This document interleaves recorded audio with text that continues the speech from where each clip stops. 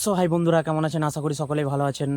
আজকে 23 এপ্রিল, আজকে বিশাল বড় উৎসবের দিন। আজকে ভোট, সবাই ভোটদান করে প্রায় আমাদের সামনে মেদিনীপুর, এই মেদিনীপুরের সাইডে ভোট করে আমাদের 29 এপ্রিল, যেহেতু হুগলি আমাদের বর্ডারের ধারেই বাড়ি।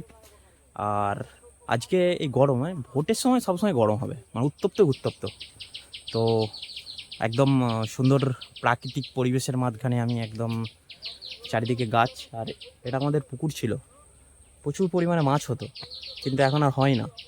কারণ আমাদের এখানে প্রায় পুকুরই এরকম জঞ্জাল হয়ে পড়ে রয়েছে, মানে ডেভেলপ হয়েছে অনেক কিছু, সবার বাড়িতে সাবমার্সেল, ওই জন্য পুকুর আর সেই পুকুর নাই। এই পুকুরে একসময় প্রচুর পরিমাণে মাছ হয়েছে, প্রচুর পরিমাণে সাঁতার কেটেছি, বহু কিছু, কিন্তু আজ এই জঞ্জালে পরিণত হয়ে আছে।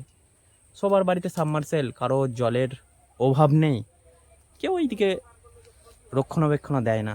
যেহেতু মানে যৌথ পুকুর, এগুলো অ্যাকচুয়ালি তো নিজস্ব নয়, নিজস্ব হলে তবু কিছু দেখা যাবে, যৌথ পুকুর, তাই এই জঞ্জাল হয়ে পড়ে রয়েছে।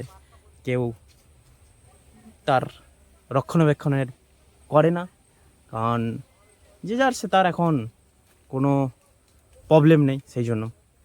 আর আমাদের এখনও সেই আলু দেওয়ার প্রক্রিয়া চলছে, কিছু আলু রয়ে গেছে, সেই জন্য যাচ্ছি আলুর বস্তা নিয়ে। আলু মাপা চলছে এখনও, নিজেরাই মেপে দিতে হচ্ছে, এমন অবস্থা, ব্যবসাদাররা আসবে না, বলছে নিজেরা মেপে দিলে তাহলে আমরা চব্য গাড়িয়ে নিয়ে চলে যাব। পরিস্থিতি কোন জায়গায় বুঝতে পেরেছেন, অবস্থা। সো আজকের জন্য এইটুকুনি, দেখা হচ্ছে পরের ভিডিও।